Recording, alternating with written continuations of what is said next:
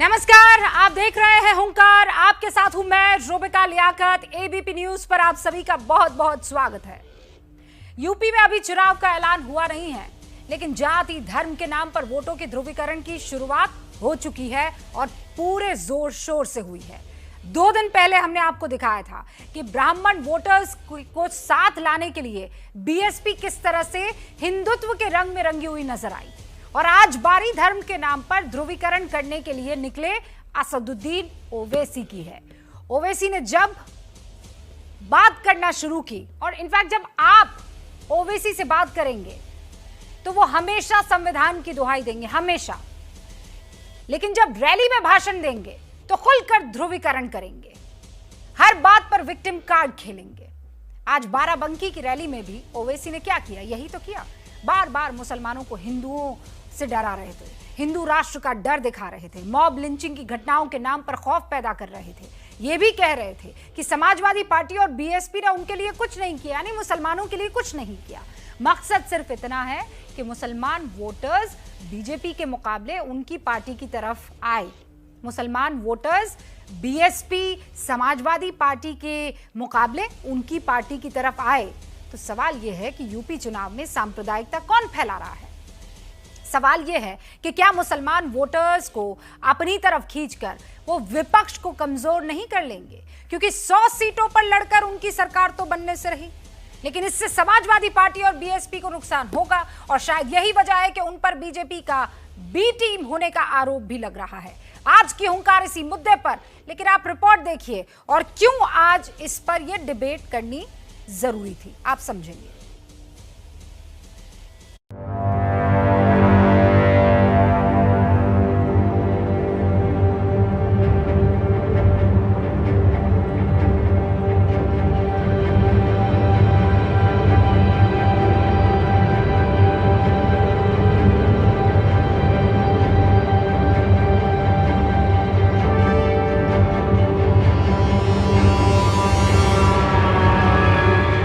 हम आपका हुकूक, आपका हक दिलाना चाहते हैं जो भारत के संविधान ने सबको दिया है। हम बराबरी चाहते हैं। कहीं उनकी वजह से फायदा ना हो जाए, वोट का बंटवारा ना हो जाए। मगर वो मंत्री तो बना, तुमको संतरी की भी नौकरी नहीं मिली। ओवैसी जो हैं अपना गृह राज्य तेलंगाना में सारी सीटों पे क्यों नहीं लड़ते? चुनाव से पहले अपने यूपी मिशन में असदुद्दीन ओवैसी 3 दिनों तक यूपी की खाक छानते रहे। अयोध्या से लेकर बाराबंकी तक ओवैसी ने 3 दिनों में 3 रैलियां की, लेकिन हर जगह ओवैसी सिर्फ मुसलमान मुसलमान करते रहे। बाराबंकी में अपने भाषण के दौरान ओवैसी ने एक तरफ हिंदू राष्ट्र का डर दिखाया, दूसरी तरफ समाजवादी पार्टी और बीएसपी के मुकाबले खुद को बेहतर बताया। जब से नरेंद्र मोदी की हुकूमत बनी उस वक्त से ये पूरी कोशिश की जा रही है कि भारत का ये जो सेकुलरिज्म है, भारत की जो खूबसूरती है भाईचारगी की, उसको तब्दील करके इस मुल्क को एक हिंदुत्व राष्ट्र में तब्दील किया जाए। 2014 से हम देख रहे हैं कि कभी मॉब लिंचिंग के नाम पर खास तौर से मुस्लिम और दलितों को निशाना बनाया जाता है। 70 साल से मुसलमानों को ये कह करो किया कि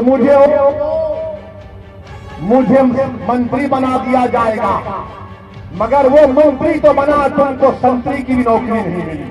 हम आपका हुकूक, आपका हक दिलाना चाहते हैं जो भारत के संविधान ने सबको दिया है। हम बराबरी चाहते हैं। यूपी में मुसलमान वोटों पर सबसे बड़ी दावेदारी समाजवादी पार्टी कर रही है। अगर मुसलमान ओवैसी की बातों में आ गए तो नुकसान समाजवादी पार्टी का ही है। यही वजह है कि समाजवादी पार्टी, कांग्रेस जैसी पार्टियां ओवैसी पर निशाना साध रही हैं। अल्लाह को हाजिर नाजिर जान के इस बात को कह दें कि सब लोग उन लोगों को जिता दें जो फासिस्ट ताकतों को हरा रहे हैं, तो हम मानेंगे कि नियत सही है। अगर फासिस्ट ताकतों को कहीं उनकी वजह से फ़ायदा ना हो जाए, वोट का बंटवारा ना हो जाए, उससे पहले अगर वो ये काम कर लें तो उन पे लगा हुआ वो दाग जिसको लोग कहते हैं कि वो बीजेपी की बी पार्टी है, वो भी ख़त्म हो जाएगा। वैसी चुनौती नहीं है, अभी वो इस पोजीशन में नहीं है कि वो कटिंग करके कुछ नुकसान तो पहुंचा सकते हैं लेकिन जीत नहीं सकते। ओवैसी जो हैं अपना गृह राज्य तेलंगाना में सारी सीटों पे क्यों नहीं लड़ते? वहां क्यों नहीं लड़ते? बिहार में क्यों लड़ते हैं? यूपी में क्यों लड़ेंगे? केवल भाजपा से मिली कुश्ती है। मैं तो शुरू से इस बात कहता रहा हूं। ओवैसी के यूपी दौरे में ही एक खबर ये भी आई कि माफिया डॉन मुख्तार अंसारी से बीएसपी पीछा छुड़ाने की तैयारी में है। सूत्रों के मुताबिक इस बार के विधानसभा चुनाव में बीएसपी मुख्तार अंसारी को टिकट नहीं देगी। मुख्तार को पार्टी से भी निकाला जा सकता है। अब देखना ये होगा कि क्या मुख्तार को भी ओवैसी अपनी पार्टी में शामिल करेंगे। ये अटकलें इसलिए क्योंकि ओवैसी ने यूपी दौरे में एक और माफिया डॉन अतीक अहमद को अपनी पार्टी में शामिल कर लिया है।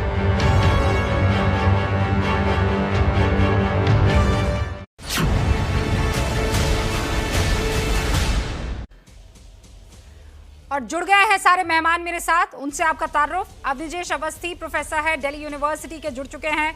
सैयद असीम वकार साहब प्रवक्ता हैं AIMIM के, all India Ittehadul Muslimeen party के। धर्मवीर चौधरी साहब प्रवक्ता हैं BSP के। शिवम त्यागी साहब राजनीतिक विश्लेषक है। अब्दुल हफीज गांधी प्रवक्ता हैं समाजवादी पार्टी के। आप सभी का बहुत बहुत स्वागत है। शुरुआत वकार साहब आपसे, नमस्ते।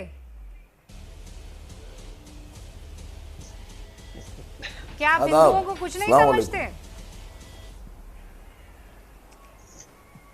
नमस्ते, सत श्री अकाल, शानदार, गुड इवनिंग, वेरी नाइस। अब मुझे ये बताइए क्यों डरा रहे हैं भाई मुसलमानों को? आप सीधा सीधा कह दीजिए ना कि वोट हमें करो। झूठा झूठा ये डरा डरा कर क्या वोट हासिल करना आपको? नहीं मैडम, ये सवाल आपने एक दिन पहले और पूछा था मुझसे अपने कॉन्क्लेव में। तब भी मैंने आपसे ये बात कही थी कि हम मुसलमानों को डरा नहीं रहे, हम मुसलमानों को जगा रहे हैं, मुसलमानों को समझा रहे हैं, मुसलमानों को अपने पैरों पर खड़ा होना सिखा रहे हैं। डरा तो ये लोग रहे थे, बीजेपी आ जाएगी, बीजेपी से डरो, हमको वोट दे दो, हमें मुख्यमंत्री बना दो, और फिर घर जाके बैठ जाओ, पंचर बनाओ। बीजेपी आ जाएगी, उसको रोकना है तो हमको बनाओ, हमें मुख्यमंत्री बनाओ, और फिर जाकर पुतैया बन जाओ, पिलंबर बन जाओ। हम कह रहे हैं कि तुम मुख्यमंत्री बन सकते हो। जो कौम, जो लोग दूसरों को मुख्यमंत्री बना सकते हैं, वो खुद भी मुख्यमंत्री बन सकते हैं।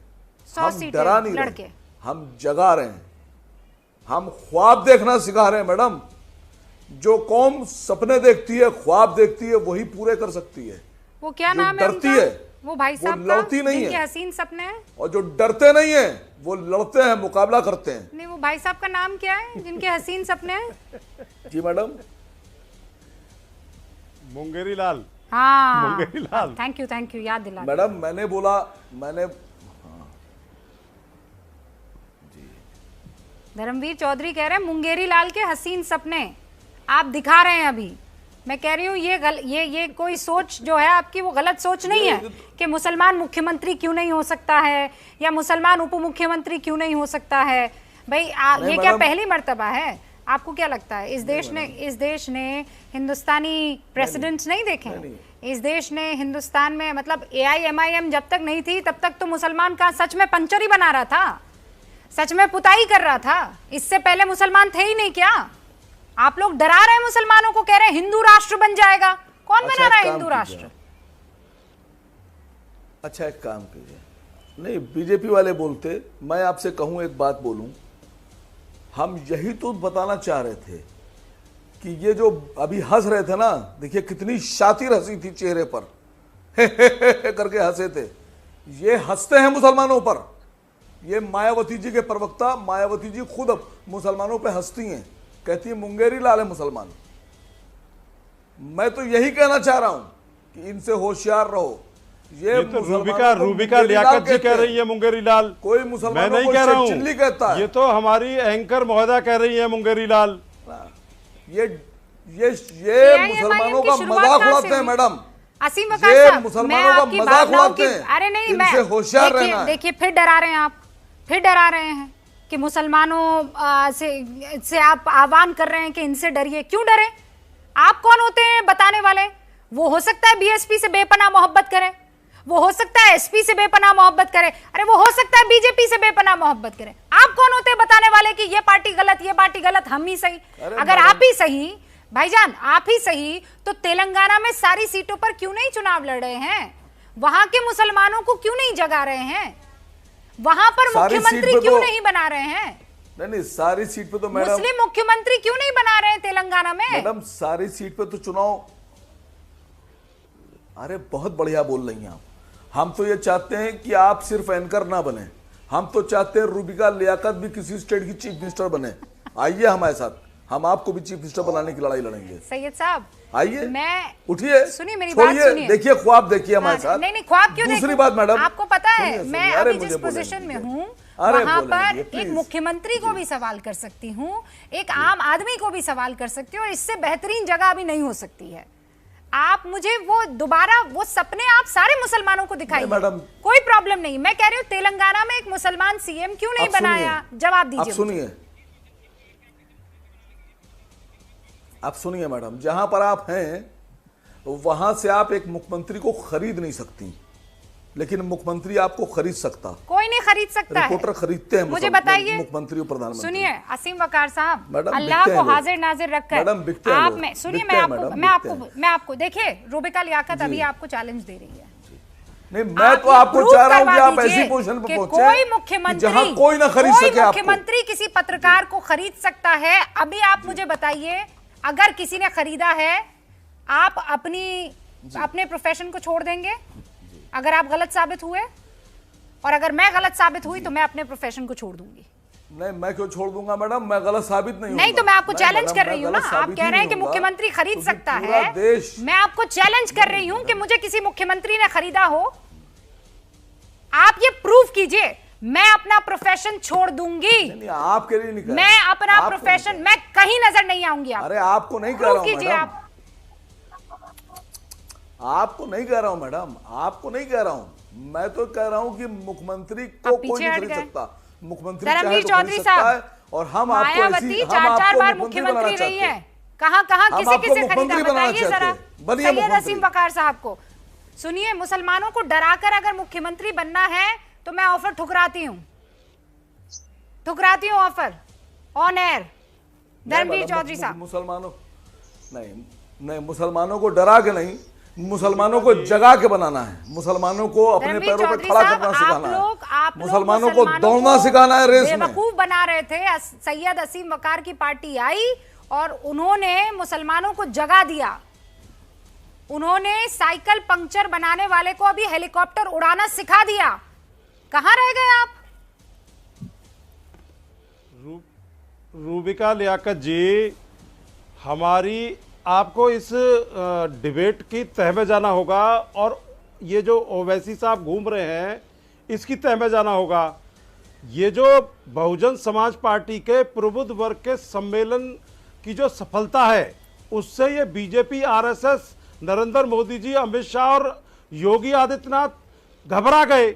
इन्होंने तुरंत जो है ओवैसी साहब को संपर्क किया, आप इनके हवाई जहाज के टिकटों की परीक्षण कराइए ओवैसी साहब का। ये नागपुर से बने हुए टिकट हैं, ये जो है ओवैसी साहब के पजामे को चेक करिए, इनके नीचे नारंगी कच्छा मिलेगा आपको ओवैसी साहब के नीचे। कैसी बात ये ब्राह्मण समाज के सम्मेलनों से भयभीत होकर के ध्रुवीकरण की राजनीति करने के लिए आरएसएस और बीजेपी के लोगों ने ओवैसी साहब को उतार दिया। वो और ये राजनीतिक, आप इस तरीके की भाषा का इस्तेमाल नहीं करेंगे।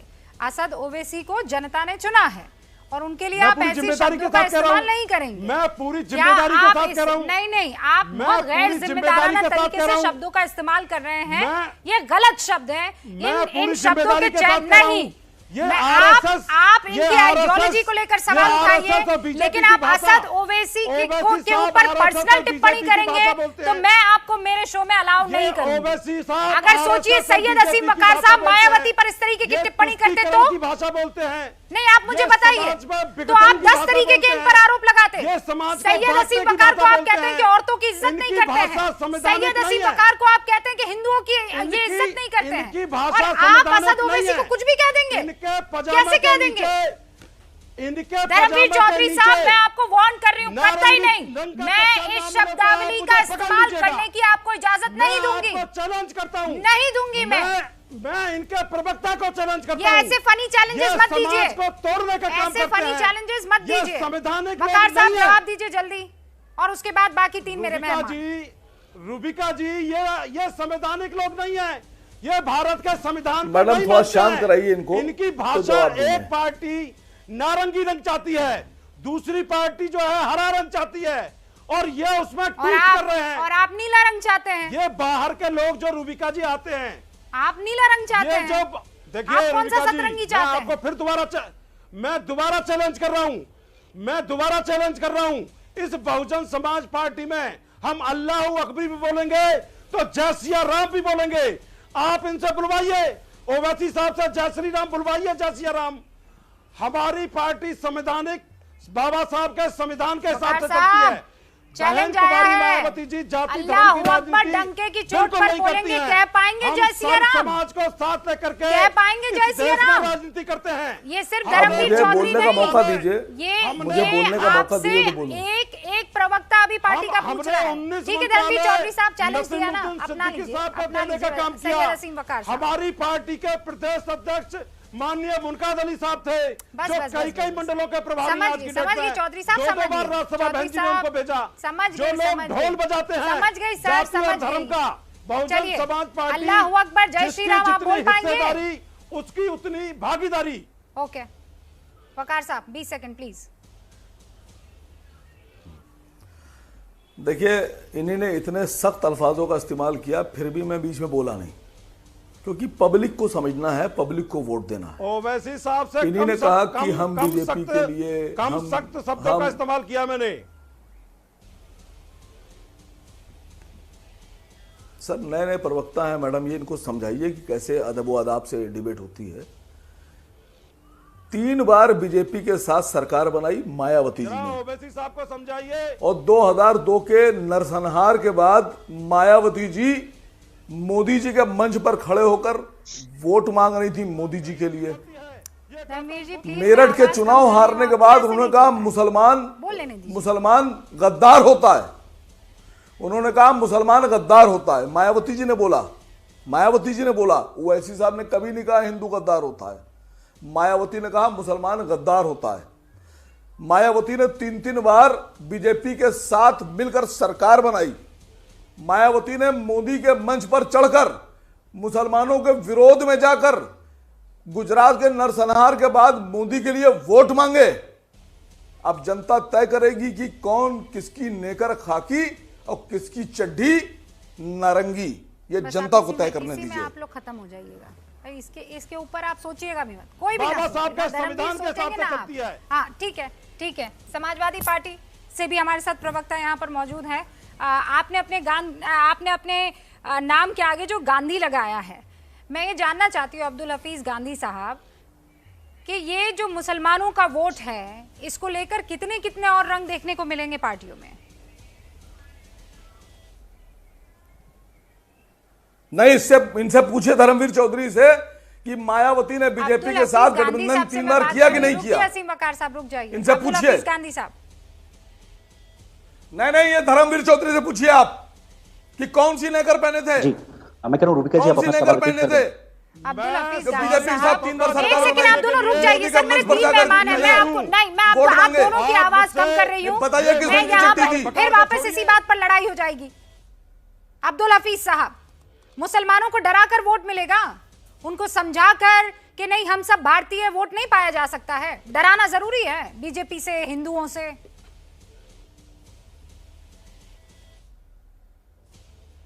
देखिए रूबिका जी, हमारे देश में एक लोकतांत्रिक व्यवस्था है, हर किसी को अपनी बात कहने का हक है, लेकिन मैं समझता हूं कि जो भी बात कहें वो संवैधानिक दायरे में हो, कहीं ना कहीं पार्लियामेंट्री लैंग्वेज का हम इस्तेमाल करें, तो किसी को डरा धमका कर वोट नहीं मिलता है, बल्कि आपके उसूल क्या हैं, आपकी पॉलिसीज क्या हैं, आपके प्रोग्राम्स क्या हैं, अगर आप उनको बताते हैं तो मैं समझता हूं कि ये ज्यादा अच्छी बात होगी। या आपकी पार्टी के संविधान में क्या लिखा हुआ है, आप किन वर्गों के लिए काम करना चाहते हैं, वीकर सेक्शन के लिए करना चाहते हैं कि नहीं करना चाहते, या आपका ट्रैक रिकॉर्ड क्या रहा है, जब आप सत्ता में रहे हैं तब तक आपने काम किए कि नहीं किए। तो मैं समझता हूं कि किसी को डरा धमका कर वोट नहीं मिलेगा और ना ही डराना धमकाना चाहिए, क्योंकि लोकतंत्र में डराना धमकाना नहीं चलेगा। लोकतंत्र में परसुएशन चलता है, लोकतंत्र में परसेप्शन चलता है, जिस तरह की परसेप्शन आप बनाते हैं। तो मैं समझता हूं कि कोई किसी को नहीं डरा सकता और ना ही डराना चाहिए, बल्कि जो आपकी पॉलिसीज हैं, प्रोग्राम्स हैं, उसको जनता को बताना चाहिए, और जनता यदि उन पे विश्वास करती है, यकीन करती है, तो यकीनन आपको वोट देगी, वरना आपको नकार देगी। वाह, ये जो बातें आपने की, पता नहीं क्यों मेरा दिल तो कर रहा था मैं इस पर विश्वास करूं, लेकिन ये किताबी है, ये सिर्फ भाषण देने के लिए अच्छी लगती है, लेकिन सच ये है कि एक दूसरे से जब तक डराएंगे नहीं तब तक वोट पाएंगे नहीं। क्यों अवनीश अवस्थी साहब? रुबिका जी, अभी आपने देख लिया कि ओवैसी जी के पार्टी के प्रवक्ता, बीएसपी के प्रवक्ता और समाजवादी पार्टी के प्रवक्ता, तीनों ने क्या कहा। समाजवादी पार्टी के प्रवक्ता ने कहा कि नहीं, संवैधानिक दायरे में होना चाहिए, विकास के आधार पर होना चाहिए, सब कुछ होना चाहिए। ये वही समाजवादी पार्टी है जो कहती है और मैं तुम्हारे लिए क्या कर सकता हूँ, 16 कार सेवकों को मैंने मार दिया था और इससे ज्यादा कुछ कर सकता हूँ क्या मुसलमानों के लिए। ये वो पार्टी है। मैं तो सिर्फ एक वक्तव्य सुना रहा हूँ। मैं अगर लंबे चौड़े सारे वक्तव्यों की इनकी लिस्ट बता दूं तो, और वकार साहब जो कह रहे हैं ना कि साइकिल में पंक्चर कब तक लगाता रहेगा, वो इन्हीं के लिए बोल रहे हैं कि साइकिल में पंक्चर जो लगाते रहे। लेकिन मुझे हैरत इस बात, आप लोग जिस मुख्यमंत्री से आते हैं वो विचारधारा नेगेटिव विचारधारा है, और आप कोई कंस्ट्रक्टिव काम नहीं कर सकते। ये कोई आप 6 शिक्षा मंत्री हुए पहले के, आपका कंस्ट्रक्टिव काम नहीं हो सकता। आप लोगों के कनेक्शन सुनिए गांधी साहब सुनिए, आप बीच में बोलेंगे, आप दोनों की आवाज एक दूसरे की आवाज को काटेगी। मैं कह रही हूँ एक को कंप्लीट करने दीजिए, फिर मैं आपके पास आऊंगी। हाँ प्रोफेसर साहब, मैं रूबिका जी कह रहा हूँ कि संविधान की बात की तो इनको बुरा लग रहा है, नेगेटिव पॉलिटिक्स से बाहर निकल आने पर। आप दोनों स्काइप पर हैं, आप दोनों एक साथ बोलेंगे, कुछ नहीं सुनाई देगा। अवनीश अवस्थी, मैं आपकी बातें मैं सुन नहीं पाई हूँ, 20 सेकंड वापस रिवाइंड कीजिए, क्या कह रहे थे आप? मैं रुबिका जी, बड़ी साफ सी बात है कि आज यहाँ पर जिस तरीके से समाजवादी पार्टी के प्रवक्ता कह रहे हैं कि विकास के लिए और इसके लिए और उत्थान के लिए करना चाहिए, ये वही है। ये सब लोग आपने देखा होगा मुसलमान कर रहे हैं, कभी ब्राह्मण करते हैं, कभी यादव करते हैं। इनको मालूम नहीं कि 2014, 2017, 2019 का इलेक्शन देखा इन्होंने। भारतीय राजनीति का व्याकरण बदल गया। अब आप नहीं मांग सकते, नहीं तो जातियों के आधार पर, धर्म के आधार पर। आपके वो साक्षी महाराज हैं, वो भी तो अब हिंदुओं को डराने का ही काम कर रहे हैं ना। वो कौन सा सबको साथ लेने का काम कर रहे हैं? हाँ, साक्षी महाराज का वो एक वीडियो बड़ा वायरल हो रहा है, या हाय हुसैन हम ना हुए, उनके बारे में समझाते हुए दिखाई दे रहे हैं। इन लोगों को आप क्यों नहीं समझाते? ये हिंदुओं को डरा रहे हैं, ये मुसलमानों को डरा रहे हैं। रुबिका जी सुन लीजिए, आपने मेरे से सवाल किया, 10 सेकंड दे दीजिए मुझे, 10 सेकंड दे दीजिए। यहाँ पर समाजवादी पार्टी के प्रवक्ता तमाम तालिबान का समर्थन कर रहे हैं। हम तालिबान का विरोध कर दें, नॉर्दर्न अलायंस का समर्थन कर रहे हैं, तो नॉर्दर्न अलायंस वाले भी मुसलमान हैं। हमें उस कट्टर मुसलमान जो मरता है मुसलमान, उसके साथ हैं हम। जो मारता है मुसलमान, उसके खिलाफ हैं हम। मुसलमान के खिलाफ नहीं है, इस्लामोफोबिया नहीं है ये वास्तव में उसके खिलाफ है जो सिर्फ जिहाद के नाम पर काफिरों का सर कलम करने के लिए, सर तन से जुदा करने की बात करता है। और ये सब तमाम लोग बर्क साहब बताइए ना, गांधी साहब, बर्क साहब ने या एसटी हसन ने या बाकी लोगों ने या इनके वकार साहब हैं, ये सब मुसलमानों की उस जिहादी प्रवृत्ति का समर्थन करते हैं ना। लेकिन हम नहीं, ये बताइए, कभी आप कंस्ट्रक्टिव बात करेंगे कि नहीं? जब भी आप टीवी चैनल्स पर आएंगे, किसी मीडिया पर आएंगे, इसी तरह की आप बातें करेंगे, कम्युनल बातें करने का काम करेंगे। आपके पास कोई विकास का एजेंडा है? आप कभी बीजेपी के बारे में बोलते हैं कि किस तरह के स्टेटमेंट माननीय प्रधानमंत्री जी ने दिए? आप देखते हैं कि किस तरह के स्टेटमेंट योगी जी ने दिए? आप एक पर्टिकुलर विचारधारा जो कंजर्वेटिव विचारधारा है, आप उसका समर्थन करेंगे। मैं ये कह रही हूँ, नहीं, आप मेरी बात सुनिए। अब निजेश अवस्थी ये कह रहे हैं कि वो चाहे एसटी हसन हो, चाहे वो बर्क साहब हो, ये जो सलाम दुआ करते हुए नजर आ रहे हैं तालिबान को, आप लोग खुलकर क्यों नहीं बोलते हैं कि जो भी कर रहे हैं ये बेवकूफ़ी कर रहे हैं? आप क्यों नहीं बोलते हैं कि किसी तालिबानी के साथ अगर कोई शख्स खड़ा रहता है तो वो हमारी पार्टी के साथ खड़ा नहीं रहेगा? इतनी साफगोई से बात रखने में किसी को दिक्कत क्या हो सकती है? और फिर आप कहते हैं कि नहीं, ये लोग जो है डिस्टिंक्शन कर रहे हैं, ये कह रहे हैं कि एक अच्छा मुसलमान, बुरा मुसलमान। मैं कह रही हूँ अच्छा मुसलमान तो खुलकर कहिए और उसे प्रैक्टिस कीजिए ना, क्यों नहीं कर रहे हैं आप? शिवम त्यागी, ये जो असदुद्दीन ओवैसी कर रहे हैं इस पर आपका क्या रिएक्शन है उत्तर प्रदेश में? रूबिका जी, सबसे पहले तो मैं ये कहना चाहूंगा कि जिस तरह से एक महिला की उपस्थिति में भाषा का इस्तेमाल किया गया वो अपने आप में एक निंदनीय है और मैं इस पे अपनी असहमति दर्ज कराता हूं। मतलब सर से बाल चले गए, लेकिन एक महिला के सामने किस तरह की भाषा का इस्तेमाल करना है वो नहीं आया, गलत है। जहां पर आपकी एक पार्टी की तो अध्यक्षा ही महिला है। खैर, उससे आगे बढ़ते हैं। मुझे लगता है कि इस देश में जिस तरह से 19% के लिए हमेशा से लड़ाई होती आई है, ये अपने आप में बहुत निंदनीय है। मैं ये नहीं कहता कि किसी भी जाति, धर्म, संप्रदाय और किसी भी पार्टी के लिए अक्रॉस द पार्टी लाइन सब तरीके से हर जगह कहीं ना कहीं अपने आप में हर तरीके से लोगों ने ट्राई किया है। अब जिस तरह से 19% के लिए यहाँ पर सिचुएशन चल रही है, उससे पहले बता देना चाहती हूँ कि हमें जानकारी मिल रही है कि ब्रिक्स में कभी भी प्रधानमंत्री नरेंद्र मोदी जो है अपना भाषण शुरू कर सकते हैं। ये 13वां ब्रिक्स समिट है, वर्चुअल ही सही, लेकिन प्रधानमंत्री नरेंद्र मोदी इसमें हिस्सा ले रहे हैं। तो हम इंतजार कर रहे हैं प्रधानमंत्री नरेंद्र मोदी कभी भी 13वें ब्रिक्स समिट को अभी वहाँ पर संबोधित कर सकते हैं। बहरहाल शिवम, तो उस 19% के लिए जिस तरह से असदुद्दीन ओवैसी लड़ाई लड़ रहे हैं, उसकी लड़ाई समाजवादी पहले ही शुरू कर दी है। इरफान सोलंकी का वो बयान जो कहता है कि विधानसभा में नमाज के लिए एक कमरा होना चाहिए और उसको किसी भी तरीके से पार्टी के ऑफिशियल स्टैंड से कंडेम ना करना, ही ये बताता है कि पोलराइजेशन की शुरुआत उन्होंने भी अपने स्तर से कर दी है। वो एक अलग बात है कि उनका बयान अलग था, लेकिन वो गैर संवैधानिक है और ये देश जानता है। तो कहीं ना कहीं अपीसमेंट का खेल तो चारों तरफ चलता रहता है। जहां तक बात इस देश में अपीसमेंट की है और जाति से नेता बनने की है, इस देश में अब्दुल कलाम से लेकर अब्दुल हमीद से लेकर मौलाना आजाद से लेकर तमाम ऐसे नेता हुए हैं जिनको इस देश ने प्यार किया है, वो किसी भी जाति, धर्म, संप्रदाय से आए हों। और इस देश में बहुत सारे ऐसे चीफ मिनिस्टर्स भी हैं जिनकी खुद की जाति, मेरे देश के प्रधानमंत्री की भी अगर मैं स्पेसिफिकली जाति में जाऊं तो 3%, 4%, 5% हैं, लेकिन वो इस देश के लोकप्रिय नेता बने और पूरे देश की जनता ने उनको एक्सेप्ट किया। तो मुझे लगता है कि ज्यादातर सिचुएशन में इस देश में, अगर कुछ केसेस को छोड़ दें, तो इस देश में एक नेता की लीडरशिप स्किल्स, क्वालिटीज और वो इस देश के लिए क्या कर सकता है उसको देखा जाता है। लेकिन अगर असदुद्दीन ओवैसी या अखिलेश यादव इस चीज को देखते हैं कि मुस्लिमों के लिए सरकार खतरा है, तो मुझे लगता है उन्हें रिकॉर्ड उठाकर देखना चाहिए, उन्हें 3 तलाक पर देखना चाहिए, उन्हें मुस्लिम एजुकेशन पर देखना चाहिए, उनके रिहेबिलिटेशन पर देखना चाहिए, उनके घर को लेकर देखना चाहिए। धर्मवीर चौधरी कुछ कहना चाह रहे हैं और उसके बाद असीम वकार साहब। धर्मवीर चौधरी। रूबिका जी, अभी कुछ दिन पहले मोहन भागवत जी का एक बयान आया था जो आरएसएस के चीफ हैं। उन्होंने कहा कि हिंदू मुस्लिम का डीएनए एक है। तो मैं आरएसएस और बीजेपी के लोगों से ये पूछना चाहता हूं कि ये हिंदू और मुस्लिम का जब डीएनए एक है तो ये आरएसएस और बीजेपी के लोग मुस्लिम समाज के खिलाफ क्यों हैं? इतनी इनकी कथनी और करनी में इतना अंतर क्यों है? और मैं आदरणीय बहन कुमारी मायावती जी और अपनी सरकार के बारे में बता दूं, उर्दू फारसी विश्वविद्यालय का निर्माण लखनऊ के अंदर आदरणीय बहन कुमारी मायावती जी ने कराया। जो मुस्लिम अल्पसंख्यक समाज के लोग थे 27% कोटे में, चाहे वो मुस्लिम जाट थे, चाहे वो मुस्लिम नाई थे, चाहे मुस्लिम गुजर थे, उनको 27% कोटे में आरक्षण की व्यवस्था सुनिश्चित कराने का काम भी आदरणीय बहन कुमारी मायावती जी ने कराया। छात्रों को वजीफा दिलवाने का काम कराया। इस गाजियाबाद में हज हाउस का निर्माण हमारी सरकार ने कराया। तो ये इनकी कथनी करनी में कितना अंतर है, ये करते नहीं है। लेकिन आदरणीय बहन कुमारी मायावती जी अपने कार्यों से सर्व समाज के लोगों का हित सुरक्षित रखती हैं। और आज फिर मैं दोबारा कह रहा हूं, ये जो लोग हैं ये बांटने की राजनीति करते हैं, बहुजन समाज पार्टी जोड़ने का काम करती है। शंखनाद करवाना पड़ता है ना, मंत्रोच्चार करवाना पड़ता है ना। नहीं, हम तो यहाँ बैठकर आप वजीफा, उर्दू, फारसी, तमाम तरीके की चीजें कह रहे हैं। हम तो जय सिया राम बचपन से बोलते हैं।